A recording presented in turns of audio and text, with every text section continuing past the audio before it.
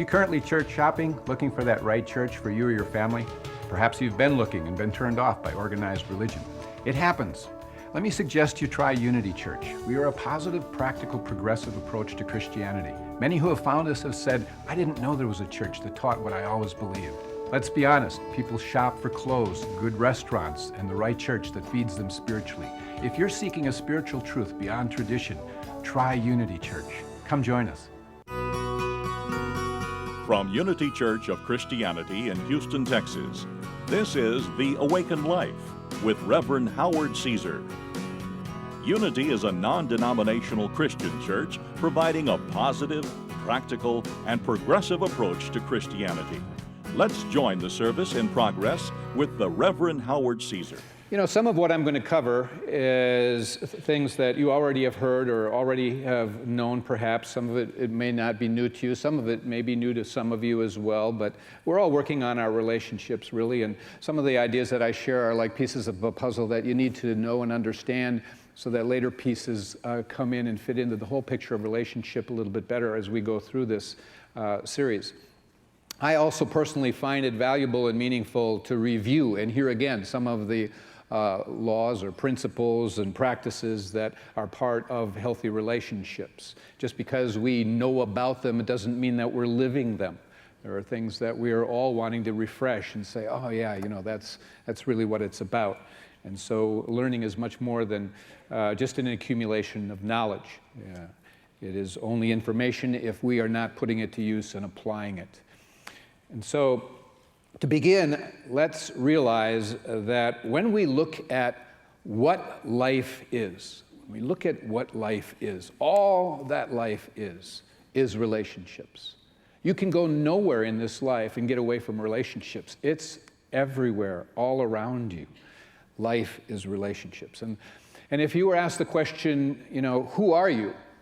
And you had to define yourself, essentially everything that you came up with in terms of people and objects and things, they would all be having to do with relationship.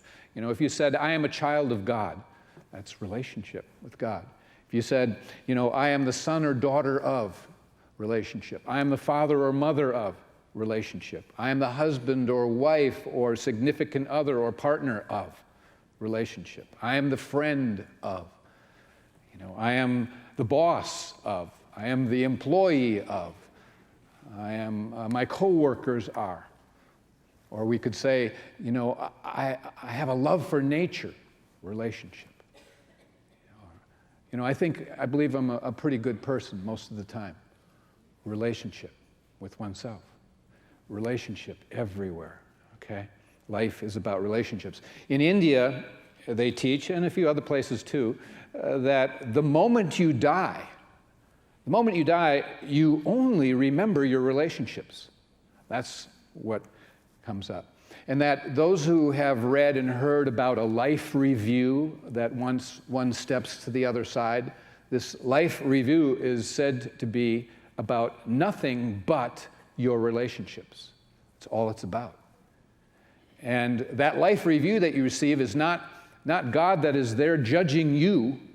It is basically you there judging you. You understand? And that you are having reviewed before you the areas of where things that you learned and applied and things that you didn't learn and apply and that are yet to be corrected. So one could ask, you know, the question which we've asked many times in many ways, you know, what is the purpose of life? What is the purpose of life? And basically, in a simple way, we could say, well, the purpose of life is really to learn love and forgiveness. To learn love and forgiveness. Okay, that we're here to set our relationships right. We're here to learn unconditional love, unconditional forgiveness in the schoolhouse of our relationships. Now, everything else really in this life, you know, that we're up to, regarding, you know, achievements and buying things and accumulating things and getting stuff, you know, it's all fine, but there's no permanency there, you see? And there is permanency in relationships. Relationships never end. And they do change form. They may change in consciousness. They may become more loving, hopefully. That's the whole idea. And basically, this series is really predicated on the teachings of Jesus Christ and his teachings on love. And they were the forefront, the foremost of everything that he taught. Jesus is seen as the prophet and the way shower on into the opening of the heart, and it's all about love. And his teachings, he said the greatest teaching, the most important teaching, the greatest commandment is that which is to love the Lord your God with all your heart, with all your soul, with all your mind. And so that relationship starts and begins with God. But where does God begin and where does God end? It's all God. And so it is also to love your neighbor as yourself. So it includes all relationships. Your neighbor, meaning, is term for all humanity. It includes everyone and everything. Nothing is left out when it comes to love and relationship. And so it's all God. God is everywhere. God is in everything. And what is there not to love then, if it's all God? And so we're all interconnected. And we're all a family of humanity. And it's hard for people to move into a place of being able to love all humanity, no matter how they're messing up out there in the world in different places. It's very hard to get there if they haven't really dealt with a full unconditional love and forgiveness for the people who are closest into them, of their most immediate family. It starts there. So if a person really wants to move into a more universal love, they have to really get their relationships right in those that are closest in. Now, all of us have some relationships that are good, some that are pretty good, some that are great, and we have some relationships that are a work in progress, that can use improvement. There may be some relationships that we've given up on in our journey. There may be some relationships we've stepped away from in our journey. But all our relationships are important, and they're all important for 3 reasons. And these 3 reasons are important for you to get. Number 1 is that relationships are for learning, okay? That they are for learning, as we said, to love and to forgive, where and when it is that we do, and when it is that we don't, and to notice that and what that's about. And it's for learning that basically it is our separate self that we have created that causes a lot of our own pain and suffering around relationships.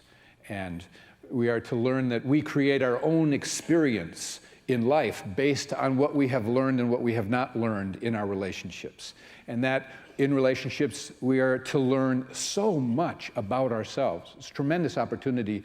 Know thyself. Well, let me tell you, this is the classroom, is relationships.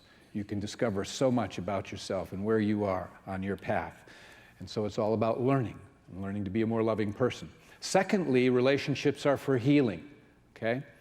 For healing, that we are all a product of our past. And we bring our past conditioning with us on into our continuing relationships, including our past wounds, our past hurts, our past pains, and things that we carry. We are given the opportunity basically to heal our past in our current relationships, to heal our wounds, to let them go, and the various issues that we may have carried for a long time. And thirdly, relationships are a creation, all right? So you have to work at them, and you have to be aware in them, and be present, and take responsibility for yourself within each and every relationship that you are in. And relationships are a creation because they're always being made better, or they can be made worse. There can be a coming together, or there can be a sense of separation and distance. And so one of the purposes of relationships also is for us to move closer and closer and closer to really opening to the true nature, our true nature, which is love. You see, to create more love in the world, therefore, more contribution. If I be lifted up in love, I draw all men, women, people unto me, because it's so natural. We all want it. It's who we are. And so we say God is love. And that we're made in the image and after the likeness of God. Therefore, you and I are made in the image and after the likeness of love. God is love. And so love is who we are. And anything less than love leaves us unfulfilled, empty, like there's a void. There's a pulling and a tug to be more loving. It's important to us all. We all want it in our lives. And how we go about creating the opening to it and opening more fully to it is really what's important, the decisions that we make. Sometimes we're trying to find it and search for it outside ourselves as opposed to becoming it and letting nothing stand in the way of what we are already. And so in this series, I may be sharing tendencies that people, have, states of consciousness that as I share various things, people are caught up in themselves, issues and circumstances and whatever, where a person may, some of you may be saying, wow, that's me. That's me. Avoid saying, that's you. Avoid allowing your mind to think and project who we're really talking about. It's not me, it's somebody else. That's an outlet of the mind to avoid what needs to be looked at. And so notice that. And, when we do have these things come up and then we say, that's me, I think, we have to understand, the solution for that is basically 80 to 100% of it is simply in the awareness.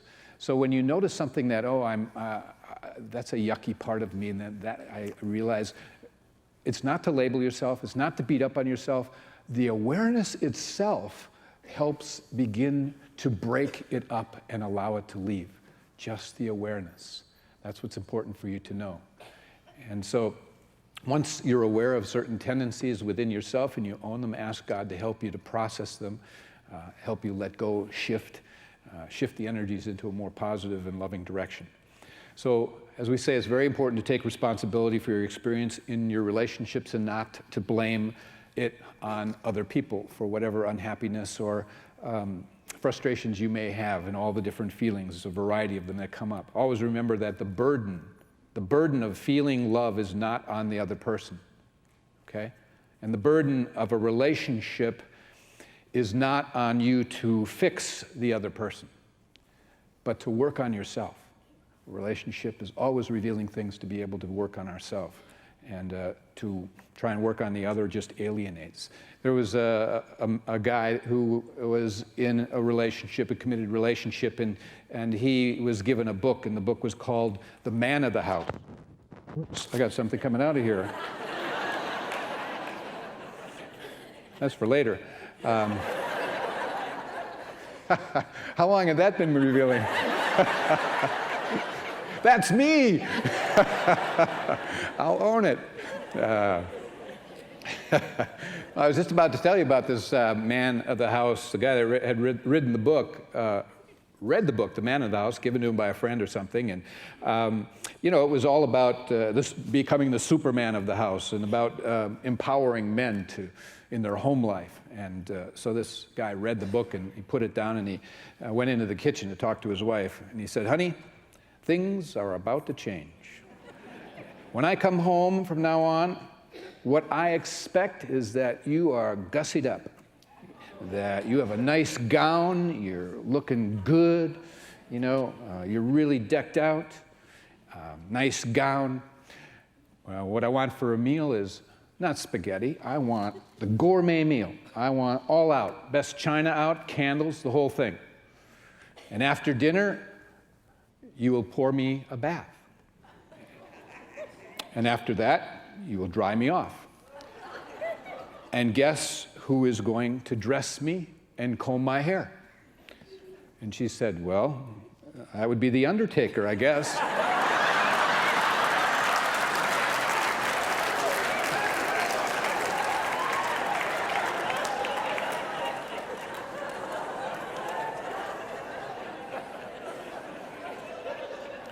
The burden of a relationship is not on you to fix the other person, but to work on yourself, okay? People who have healthy relationships know this, okay? Perhaps you've heard the question asked, if your mate were a house in your mind, are they a fixer-upper? Are they comfortable but require maintenance?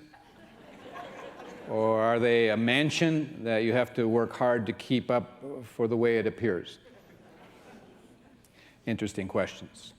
Healthy relationships, no, it's not about fixing the other. All of us have, to a certain extent, a wall that we have built, between us and love. And it's in varying degrees for all of us, depending upon a person's past and experiences and conditioning, childhood, all kinds of things. And we have to ask God to help us demolish that wall. That's a big part of what life is. Many of us are afraid to face ourselves. There are aspects of ourselves we don't like, but we don't want to look at, we don't want to own. We don't want to see our jealousies, we don't want to see our selfishness, we don't want to see our arrogance, we don't want to see our fears, our insecurities. They're there. Whatever might be there that we might label as bad, we want to run from as opposed to look at and see maybe what that's about. What it is we believe about ourselves that cause us to have those kinds of feelings. And therefore what happens is we create this protective shield around us. We may not let others get too close to us because then they might really see our flaws. It's too vulnerable to let people in. And some people go through life with this internal conflict. They want to connect, but then when someone comes towards them and gets too close, they push them away or end it or whatever. And they don't quite even understand it. It's just the fear of being vulnerable, the fear of being found out, that there are certain things, we have flaws. And so it's important to begin really with our relationship with ourselves and where we are absolutely unconditionally loving and forgiving of ourselves, all of ourselves. And when we get to that place about ourselves, we become really accepting and loving and non-judgmental about others. If we're judging everyone else all the time, guess what? We really don't like ourselves a lot. It's a good sign our relationship with ourselves is failing, and we need to do some work. So healthy relationships, involve people who have learned that the past is basically pretty much all we know. We carry the past forward. We are a product of the past. And we carry the past forward for no other reason than to heal our past, that which is unresolved. And so in our past, oftentimes in our childhood, we have had many experiences with our parents, siblings, and we're not making the parents be wrong. They may have been very loving, but we concluded we didn't get to be loved the way we wanted or the way we needed, or we made all kinds of decisions that were erroneous. So it's not painting who's wrong, it's just noticing that we concluded things that are issues that we still have going on, and we respond and react to people around us when they say things or do things or fail to say or do things because we still have that need. We're looking outside of ourselves. And so it's so important to know thyself and start with one's own relationship. And so, we've had different experiences, as I say, with our parents, siblings, other people, childhood playmates, whatever. And they weren't always pleasant. And so buried in our unconscious are these hurts and these wounds and painful emotions, and which revolve around many times beliefs we have about ourselves, limiting beliefs. And so the emotional discomforts that are being referred to are often called charges. And a charge is basically, an emotional reaction to that we have inside of us that comes up around our unresolved issues. And they act like an obstacle that stands between us and the flow of love. And the issue or the obstacle really wants to be resolved, it wants to be healed, it wants to be removed so that more life can come into and flow through a person. And that's the order of the universe. You must understand, the order of the universe is that those obstacles be removed. And so the order of and that you get healed. And therefore, you will keep drawing to you people that appear and show up in your life, or we will draw partners in our life that are the perfect match for pushing our buttons. That, they are perfect for how we're wired up. Okay, and we may be perfect for them because no one gets healed alone, all right? And so a relationship starts out where it's, electric, it's great, the chemistry, the romance, the intensity, good feelings, projections of perfection, all of these things. So most people say it lasts 6 months, give or take. I'm not being negative, I'm just saying at some point that sort of ends because then to some degree the shine wears off. And the projections become a little bit thinner. And we begin to see the real person there. And we see, this person does have flaws. And they do have imperfections, which is okay. really, but not always. Because some of those imperfections are the very things that really irritate and upset and annoy us. They are the very things that push the buttons that we need to heal, you see? And so they begin to say and do things and push our buttons, and these old feelings of unworthiness or lack of love or insecurities or negative stuff, you begin to come up. And instead of owning them and saying, oh, this is about me, we don't like to look at them, we project them out. We want to get rid of them. And then we say it's about something outside of ourselves, and probably it's the person nearest to us that is causing us to feel this way. We're not looking at our wounds and various beliefs we have about our own insecurities or our not okayness or whatever it might be. We don't want to look at and feel the pain and the hurt of the past. It's typical, it's human. Or the person withdraws and begins to practice non-relationship. What that means is basically when one withdraws non-relationship, the relationship gets sick. It becomes diseased. And if it's not corrected and you don't seek counseling or whatever, the relationship can move toward death. But at the same time, you have to understand, in principle and truth, relationships never die, okay? They may appear to be severed. They may appear to be a distance. You might not see a person for 15, 30 years, whatever, but you have never gone out of relationship with them. Because with or without them, with or without that other person, it's necessary for us to heal and to get ourselves to a place of love. We have to get into forgiveness. That's the work. We have to set all relationships right, no matter what. And that's a big task. So the person who we let get close to us may remind us of parents' issues or unhealed issues or whatever. And we may want to blame that person who is in front of us, but we have to get to the place where we understand it's really about us and that they are just there as a trigger. When I was in India, there was at the Oneness University, they have dorms there, and they will have women's dorms, men's dorms, and they have large rooms where 10 or 15 people will be in one room, all bunks. And so this one lady, she couldn't stand this other woman who was in their room. And you know, this may be 3 or 4 different countries and languages and so forth. And so there was this lady of a different country, different language. She couldn't stand her. And she went to the officials and just said, look, it's either her or me that has to leave. Her alarm goes off at 4 or 3:30 in the morning, and I'm not ready to get up, and that's way too early, and I can't get back to sleep. It's a nuisance. And everywhere I go, every time I see her, she just annoys me, whether it's in the shower room or the food line or the meditation room where I'm supposed to be about God. And I'm just seeing this woman, and she just irritates me. Well, they sat her down and helped her see that this woman was an absolute resemblance of her mother. Her mother, okay? And different country, different language, but she looked like her mother, had mannerisms like her mother, and they were able to have that clarity, take her through processing what that was all about, what the issues were, feeling her way through them, healing them, and getting to the place where she was able to unhook and find peace and stayed and had no problem with that person from there forward. That was all embedded in herself. And so it's very common that issues that we have with sometimes a significant other are rooted in the relationships of our parents or their relationship with their parents, you understand?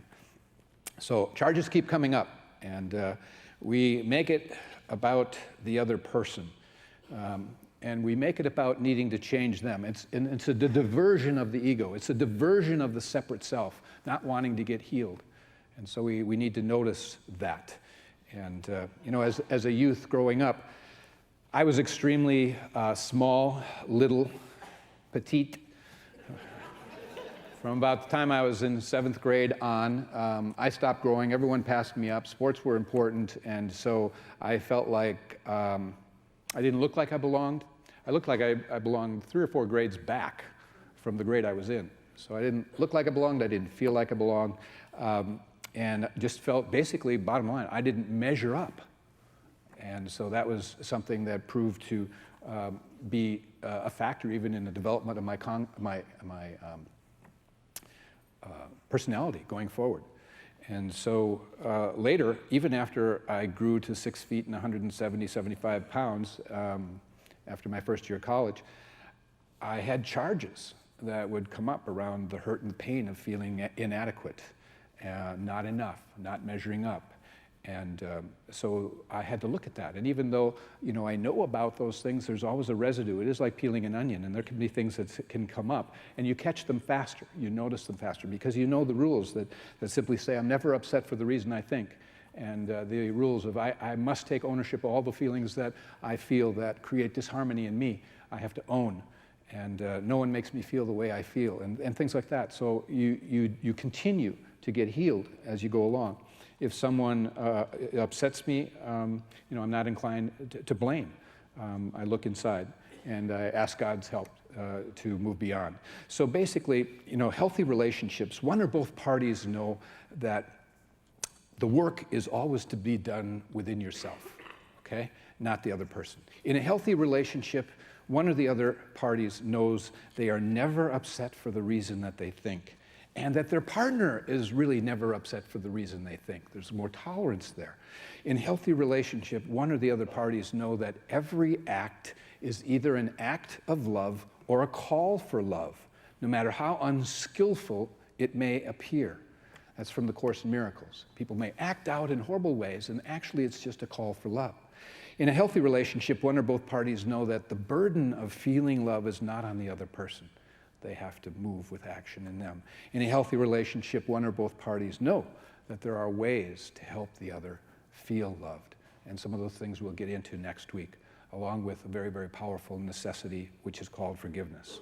But become aware that every relationship that you have in life, whether it's the grocer packing your bag that irritates you, whether it's the clerk or no matter how far removed, no matter how close in, that essentially every relationship is important, because every day, every moment, every relationship is an opportunity to learn, to heal, and to take action on creating a more loving space within you as you continue to notice, become aware, feel your way through it, own it, and then go on.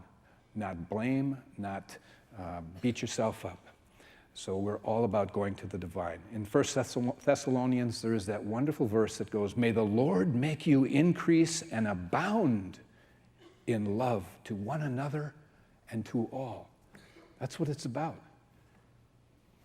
May the Lord, the one presence and power, take you to where you are able to increase and abound in love to one another and to all. That's the classroom we are all to live in, and that's what relationships are about. Part 2 next week. God bless you all. Thank you for joining us for today's message. We invite you to be with us again next Sunday. At Unity, we believe that God's presence of love and goodness is everywhere, and that life is meant to be good. You can find out more about Unity and our teachings at unityhouston.org. Are you currently church shopping, looking for that right church for you or your family? Perhaps you've been looking and been turned off by organized religion. It happens. Let me suggest you try Unity Church. We are a positive, practical, progressive approach to Christianity. Many who have found us have said, "I didn't know there was a church that taught what I always believed." Let's be honest, people shop for clothes, good restaurants, and the right church that feeds them spiritually. If you're seeking a spiritual truth beyond tradition, try Unity Church. Come join us.